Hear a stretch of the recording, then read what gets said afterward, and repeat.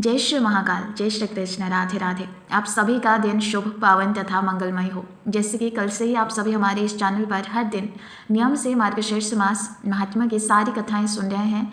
आज है दूसरा दिन, आज की भी कथा सुनेंगे आप और अंत में श्री कृष्ण चालीसा के साथ साथ श्री राधा कृपा कटाक्ष स्तोत्र और अंत में गजेंद्र मोक्ष का भी पाठ करेंगे। सब संस्कृत में ही आप सुनने वाले हैं, चालीसा, स्तोत्र और गजेंद्र मोक्ष का पाठ भी। आप सभी से अनुरोध है कि पहले अध्याय से लेकर अंतिम अध्याय तक आप सभी जुड़े रहें हमारे इस चैनल के साथ में। मार्गशीर्ष मास की कथा का दूसरा अध्याय। एक समय की बात है, श्वेत द्वीप में देवाधिदेव भगवान रमाकांत सुख से विराजमान थे। उस समय ब्रह्मा जी ने नमस्कार करके पूछा, हे ऋषिकेश, आप संपूर्ण जगत को धारण करने वाले हैं। आपके नामों का श्रवण और कीर्तन परम पवित्र है। आपने पहले ये कहा है कि मासानाम मार्गशीर्षोहम, अर्थात महीनों में मैं मार्गशीर्ष मास हूँ। अतः उस महीने का महात्म्य क्या है, ये मैं यथार्थ रूप से जानना चाहता हूँ। श्री भगवान बोले, हे ब्राह्मण, जो कोई पुण्य करने वाले मेरे भक्त हैं उन्हें मार्गशीर्ष मास का व्रत अवश्य करना चाहिए, क्योंकि ये मेरी प्राप्ति कराने वाला है। हे ब्राह्मण, मार्गशीर्ष मास मुझे सदैव बहुत प्रिय है। जो भी मनुष्य प्रातःकाल उठकर मार्गशीर्ष मास में विधिपूर्वक स्नान करता है, उस पर संतुष्ट होकर मैं अपने आप को भी उसे समर्पित कर देता हूँ। इस विषय में इसका उदाहरण दिया करते हैं। इस पृथ्वी पर महात्मा नंद गोप सर्वत्र विख्यात थे। उनके रोमणीय गोकुल में सहस्त्र गोप कन्याएं थी। उन सब का चित्त मेरे स्वरूप में ही लग गया था। तब मैंने उन्हें मार्गशीर्ष मास में स्नान करने की सलाह दी। उन्होंने उस समय प्रतिदिन प्रातःकाल विधिपूर्वक स्नान और पूजन किया, हविष्यान्न भोजन किया और अपने इष्ट देव को नमस्कार किया। इस प्रकार विधिपूर्वक व्रत पालन करने से मैं उन पर बहुत प्रसन्न हुआ और वरदान के रूप में मैंने अपने आप को ही उनको अर्पित कर दिया। अतः सब लोगों को मार्गशीर्ष व्रत की विधि का पालन अवश्य करना चाहिए। रात्रि के अंत में शयन से उठकर विधिपूर्वक आचमन करके अपने गुरु को नमस्कार करें तथा आलस्य को छोड़कर मेरा चिंतन करें। भक्तिपूर्वक सहस्त्र नामों का पाठ एवं कीर्तन करें। फिर नित्य कर्मों से निवृत्त होकर दंत धावन पूर्वक स्नान करें। स्नान की विधि इस प्रकार है, तुलसी के जड़ की मिट्टी को उसके पत्र के साथ हाथ में लेकर मूल मंत्र ओम नमो नारायणाय नमः अथवा गायत्री मंत्र के द्वारा अभिमंत्रित करें और फिर मंत्र से ही उस मृतिका को अर्थात मिट्टी को अपने अंगों में लगावें और जल में प्रवेश करके अगमर्शन स्नान करें। हालांकि विद्वान पुरुष उस अष्टाक्षर मंत्र से ही तीर्थ की कल्पना करें। मतलब जो भी भक्त घर में ही स्नान कर रहे हैं उन्हें अपने मन में ध्यान करना चाहिए इस मंत्र के द्वारा कि वो किसी पवित्र नदी में स्नान कर रहे हैं या किसी तीर्थ स्थल में स्नान कर रहे हैं। इस प्रकार का मन में ध्यान करना चाहिए। और भगवान विष्णु का मूल मंत्र क्या होता है? ओम नमो नारायणाय, ओम नमो नारायणाय। ये है भगवान विष्णु जी का अष्टाक्षर मंत्र, जिसे मूल मंत्र कहा गया है। और स्नान करते समय माता गंगा से इस प्रकार से प्रार्थना कीजिए, हे गंगे, तुम भगवान विष्णु के चरणों से प्रकट हुई हो, इसलिए वैष्णवी हो। श्री विष्णु ही तुम्हारे देवता हैं। तुम जन्म से लेकर मृत्यु पर्यंत सभी पापों से मेरी रक्षा करो। इस प्रकार 7 बार जप करके हाथ जोड़कर तीर्थ के जल को प्रणाम करें और 3 बार, 4 बार या फिर 5 बार या फिर 7 बार जल में गोता लगावे। इसके बाद फिर से तुलसी के जड़ की मिट्टी को हाथ में लेकर उसे अभिमंत्रित करें। मिट्टी को अभिमंत्रित करने के लिए अपने हाथ में लेकर इस प्रकार से प्रार्थना करें, हे वसुंधरे, तुम्हारे ऊपर अश्व और रथ चलते हैं। भगवान विष्णु ने तुम्हें अपने पगों से नाप लिया था। हे मृतिके, मैंने जो भी दुष्कर्म किए हैं उन सभी पापों को तुम हल लो। उत्तम व्रत का पालन करने वाली हे देवी, जैसे अरणि से अग्नि प्रकट होती है उसी प्रकार तुम समस्त प्राणियों की उत्पत्ति का अधिष्ठान हो। तुम्हें सैकड़ों भुजाओं वाले वाराह व्रतधारी भगवान विष्णु ने इकारियों के जल से ऊपर निकाला है। तुम्हें नमस्कार है। इस प्रकार स्नान करके विधिपूर्वक आचमन करें और जलाशय के किनारे आकर 2 शुद्ध वस्त्र धारण करें। तत्पश्चात पुनः आचमन करके देवताओं, पितरों तथा ऋषियों का तर्पण करने के बाद खोले हुए वस्त्र को निचोड़े। तदनंतर पुनः आचमन करके धोत वस्त्र से अपने आप को आच्छादित करके तीर्थ की शुद्ध मिट्टी को हाथ में लेकर ओम नमो नारायणाय मूल मंत्र जो है उसी मंत्र से अभिमंत्रित करके उसके द्वारा वैष्णव पुरुष ललाट आदि अंगों में ऊर्ध्व पुण्य धारण करें। ललाट में तिलक लगाते समय केशवाय नमः कहकर भगवान केशव का चिंतन करें। इसी प्रकार उदर में नारायण, वक्षस्थल में माधव, कंडगूप में गोविंद, दाहिने कक्ष में विष्णु, दाहिने भुजा में मधुसूदन, कानों के मूल भाग में त्रिविक्रम, वाम पार्श्व भाग में वामन, बाईं भुजा में श्रीधर, पीठ में पद्मनाभ, गर्दन के पीछे दामोदर और मस्तक में भगवान वासुदेव का न्यास एवं चिंतन करें। इस प्रकार भगवान विष्णु के सालोक्य की सिद्धि के लिए नित्य उच्च पुण्य धारण करना चाहिए। अच्छा, उच्च पुण्य मतलब बहुत से भक्त हैं जो कि समझ नहीं पा रहे होंगे, तो मैं आपको बता दूं, जो भगवान विष्णु का तिलक होता है उसे उच्च पुण्य कहा जाता है। जो कि ललाट के बीचों बीच ऊपर की तरफ करके और तिलक किया जाता है। और जैसे कि भगवान शिव जी का जो तिलक हम लगाते हैं उसे जैसे त्रिपुंड कहा जाता है, ठीक उसी प्रकार से विष्णु तिलक को ऊर्ध्वपुंड कहा जाता है। भगवान श्री कृष्ण ब्रह्मा जी से आगे कहते हैं, हे ब्रह्मन, जो भक्त द्वारका की मिट्टी को हाथ में लेकर उससे प्रतिदिन अपने ललाट में ऊर्ध्वपुंड करता है, उसके द्वारा किए जाने वाले सत्कर्मों का फल कोटि गुना हो जाता है। ललाट में गोपी चंदन का तिलक करने से मनुष्य अपने कर्मों का अक्षय फल पाता है। जो ब्राह्मण गोपी चंदन का सुंदर ऊर्ध्वपुंड प्रतिदिन अपने ललाट में धारण करता है वो मेरे धाम में स्थित होता है और मैं लक्ष्मी जी के साथ उस घर में सदैव निवास करता हूँ। मृत्यु काल में जिसकी भुजाओं में, ललाट में, हृदय में और मस्तक में गोपी चंदन लगा होता है वो मुझ लक्ष्मीपति के लोक में ही जाता है। जिसके ललाट में गोपी चंदन विद्यमान है उसको मेरे प्रभाव से ग्रह, राक्षस, यक्ष, पिशाच, नाग और भूत आदि पीड़ा नहीं देते हैं। हे चतुरानंद, मेरा प्रिय करने के लिए तथा अपने कल्याण और रक्षा के लिए मेरा भक्त प्रतिदिन सायंकाल और प्रातःकाल मेरी पूजा और होम में एकाग्रचित्त होकर ऊर्ध्वपुंड धारण करें। ऊर्ध्वपुंड संसार बंधन का नाश करने वाला है। ओम क्रीम कृष्णाय नमः। मार्गशीर्ष मास महात्म्य का दूसरा अध्याय समाप्त हुआ। इसके आगे का वृतांत आप कल की कथा में सुनेंगे। और अब आप सुनेंगे राधा कृपा कटाक्ष स्तोत्र। राधा कृपा कटाक्ष स्तोत्र जो कि एक ऐसा स्तोत्र है जिसे प्रतिदिन सुनने से राधा रानी की कृपा तो मिलती ही है, लेकिन भगवान श्री कृष्ण स्वतः ही बिना किसी प्रयास के प्रसन्न हो जाते हैं। मुनीन्द्र वृंद वंदिते त्रिलोक शोकहारिणी प्रसन्न वक्त्र पंकजे निकुंज भूविलासिनी व्रजेन्द्र भानुनंदिनी व्रजेन्द्र शोनु संगते कदा करिष्यसि मा कृपा कटाक्ष भाजनम् अशोकवृक्षवल्लरी वीतानमण्डपस्थिते प्रवालबालपल्लव प्रभारुणाङ्घ्रिकोमले वराभाय स्फुरत्करे प्रभूतसम्पदालये कदा करिष्यसि मा कृपा कटाक्ष भाजनम् अनङ्गारङ्गमङ्गल प्रसङ्गभङ्गुरभ्रुवं शविभ्रमं शशम्भ्रमं दृगन्तवाणपातन्ये निरन्तरं वशीकृत प्रतीतनन्दनन्दने कदा करिष्यसि मा कृपा कटाक्ष भाजनम् तडित्सुवर्ण चम्पक प्रदीप्त गौरविग्रहे मुख प्रभा परास्तकोटि शारदेन्दुमण्डले विचित्र चित्र सञ्चरच्च कोरसावलोचने कदा करिष्यसि मा कृपा कटाक्ष भाजनम् मोदन्मदादियौवने प्रोमदमानमण्डिते प्रियानुरागरञ्जिते कलाविलासपण्डिते अनन्यधन्यकुञ्जराज्य कामकेलिकोविदे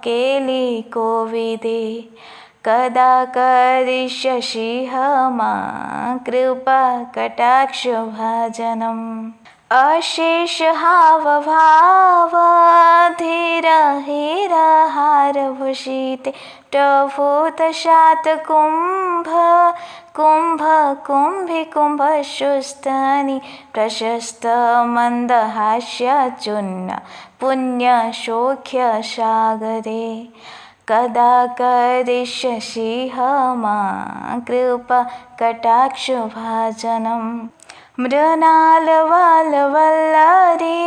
तरङ्गरङ्गदोलते लताग्रलास्यलोलनीललोचनावलोकने ललल्लूलन्मिलन्मोनज्ञो मुग्धमोहिनाश्रिते कदा करिष्यसि मा कृपा कटाक्ष भाजनम् सुवर्णमल्लिकाञ्चित त्रिरेखकम्बुकण्ठगे त्रिशूत्रमङ्गले गुणा त्रिरत्नदीप्तिदीधिते सलोलो नीलकुन्तलप्रशुन्गुच्छगुम्फिते कदा करिष्यसि मा कृपाकटाक्षभाजनम् नितम्बबिम्बलम्बमान् पुष्पमेखलागुणे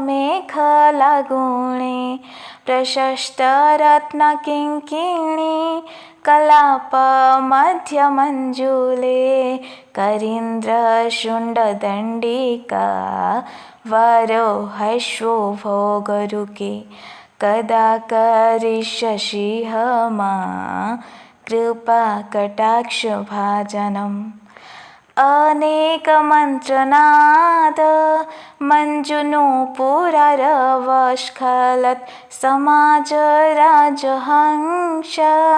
वंशनिक्वणतिगौरवे विलोलो हेमवल्लरी विडम्बिचारुचंक्रमे कदा करिष्यसि मा कृपाकटाक्षभाजनम् अनन्तकोटिविष्णुलोकनम्रपद्मजार्चिते हिमाद्रिजपुलोमजा विरिञ्चजावरप्रदे अपारसिद्धिरिद्धिदिग्ध सप्तदाङ्गुलीनखे कदा करिष्यसि मा कृपाकटाक्षभाजनम् मखेश्वरी क्रियेश्वरी स्वदेश्वरी सुरेश्वरी त्रिवेदभारतेश्वरी प्रमाणशासनेश्वरी रमेश्वरी क्षमेश्वरी प्रोमत्काननेश्वरी ब्रजेश्वरी ब्रजाधिपे श्रीराधिके नमस्तुते इति मामद्भुतं स्तवं निशम्य भानुनन्दिनी करतु सन्ततं जनं कृपाकटाक्षभाजनं भवेत्यद्वैव सञ्चित त्रिरूपकर्मनाशनं लभेत्तदा व्रजेन्द्रसूनु मण्डलप्रवेशनं राकायां च शीताष्टम्यां दशम्यां च विशुद्धधिः एकादश्यां त्रयोदश्यां यः पठेत् साधकः शुधिः यं यं कामयते कामं तं तमाप्नोति साधकः राधाकृपाकटाक्षेण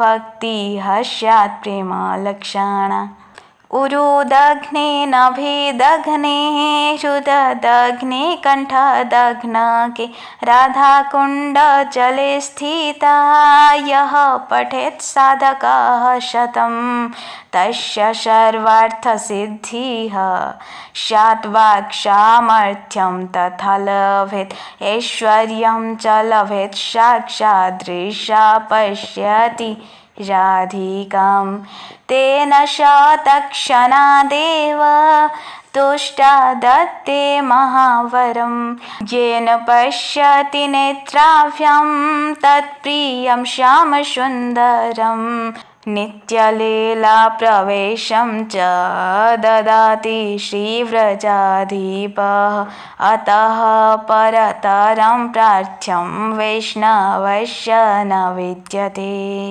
इति श्रीमदुद्धर्वाम्नाये श्रीराधिकायाः कृपाकटाक्षस्तोत्रं सम्पूर्णम्। श्रीशुक उवाच एवं व्यवसितो बुद्धया समाधाय मनोहृदि जजाप परमं जप्यं प्राग्जन्मन्यनुशिक्षितम्। गजेन्द्र उवाच ॐ नमो भगवते तस्मै यत् एतच्चिदात्मकं पुरुषायादिबीजाय परेशायाभिधीमहि यस्मिन्निदं यतश्चेदं येनेदं य इदं स्वयं योऽस्मात् परस्माच्च परस्तं प्रपद्ये स्वयंभुवम्। यः स्वात्मनिदं निजमाययार्पितं क्वचिद्विभातं क्व च तत्तिरोहितम् अविदधदृक्साक्ष्योभयं तदीक्षते स आत्ममूलस्वत् मां परात्परः। कालेन पञ्चत्वमितेषु कृत्स्नसु लोकेषु पालेषु च सर्वहेतुषु तमस्तदासीदगहनं गभीरं यस्तस्य पारेषभिविराजते विभुः।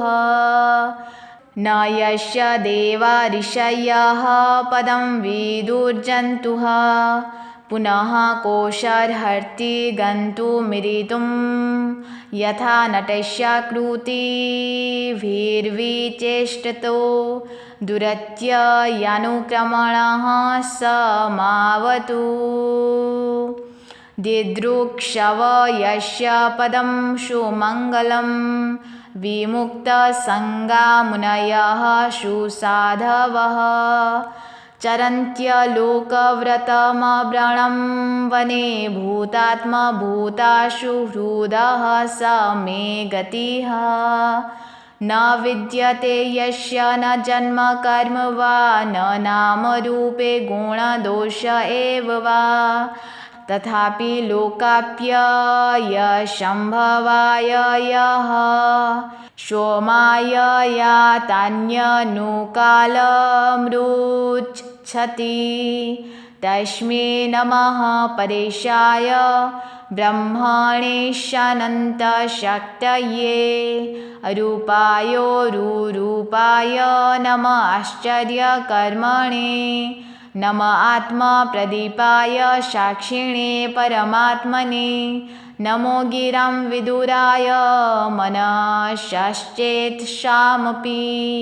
सत्त्वेन प्रतिलभ्याय नैष्कर्म्येण विपश्चिता नमः कैवल्यनाथाय निर्वाणसुखसंविदे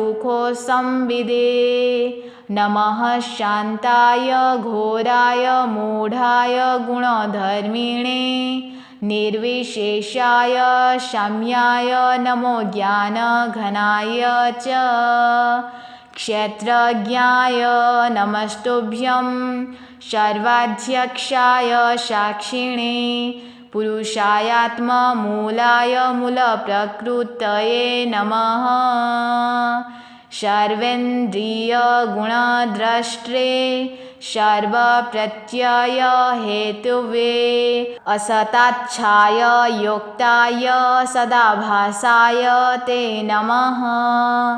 नमो नमस्तेऽखिलकारणाय निष्कारणायाद्भूतकारणाय सर्वागमान्माय महार्णवाय नमोपवर्गाय परायणाय गुणार्णिच्छन्नचिदुष्मपाय तत्क्षोभविस्फुर्जितमानसाय नैष्कर्म्यभावेन्विवर्जितागम स्वयं प्रकाशाय नमस्करोमि। मादृक्प्रपन्नपशुपाशविमक्षणाय मुक्ताय भूरिकरुणाय नमोऽश्लयाय स्वांशेन सर्वतनुभृन्मनसि प्रतीत प्रत्यग्दृशे भगवते बृहते नमस्ते। आत्मात्मजाप्तगृहवित्तजनेषु शक्तिर्दुष्प्रापणाय गुणसङ्गविवर्जिताय मुक्तात्मभिः स्वहृदये परिभाविताय ज्ञानात्मने भगवते नमः ईश्वराय। यं धर्मकामार्थविमुक्तिकामा भजन्त इष्टां गतिमाप्नुवन्ति। किं त्वाशिशोरात्योऽपि देहं व्ययं कर्तुमीषदहृदयो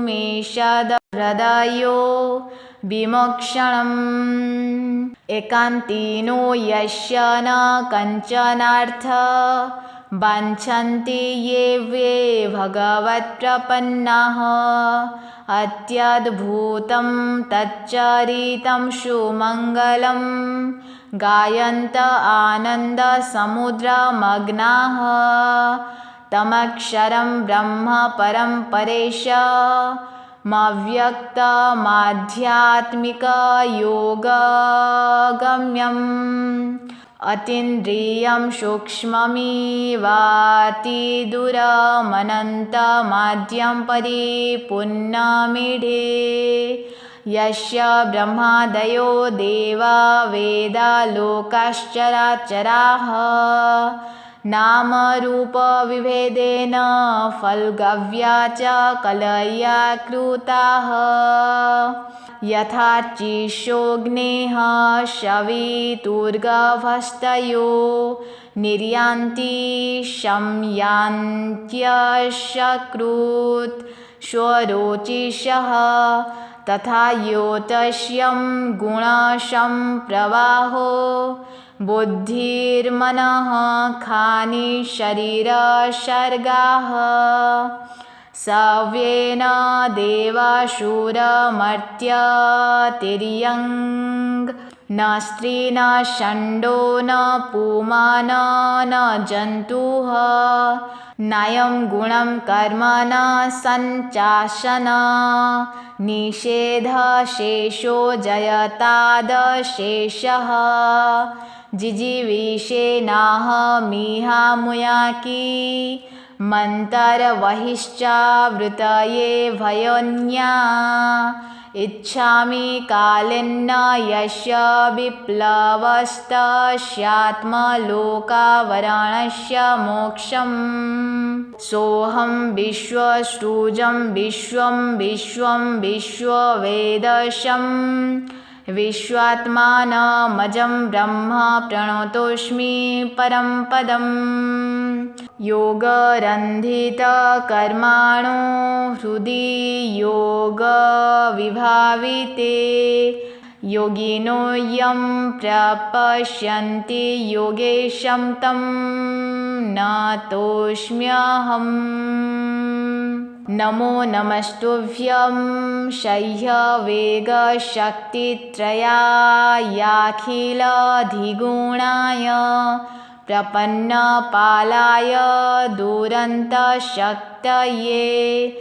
कदिन्द्रियाणामनवाप्यवर्तमने नायं वेद स्वमात्मानं यच्छक्त्याहन्धियाहतं तं दुरत्यय माहात्म्यं भगवन्तमितोऽस्म्यहम् श्रीशुकदेव उवाच एवं गजेन्द्रमुपवन्नितनिर्विशेषं ब्रह्मादयो विविधलिङ्गभेदाभिमानाः नेते यदोपश्रुपुण्यखिलात्मकत्वात् तत्राखिलं रमायो हरिराविरासीत् तं तद्वदार्थमुपलभ्य जगन्निवासः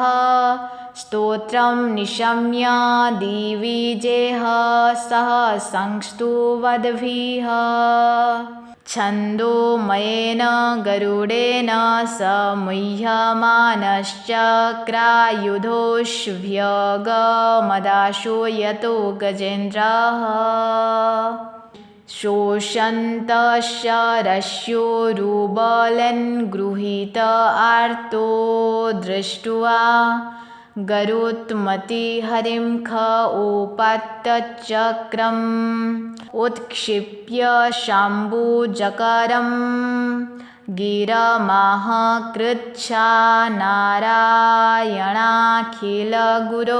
भगवन्नमस्ते तं वीक्ष्य पीडितमजः सहसावर्तीर्य सग्राहमाशु सरसः कृपयुजहार ग्राहादविपाटितमुखादरेण गजेन्द्रं सम्पश्यतं हरिरमुमुच दुस्त्रियणम्।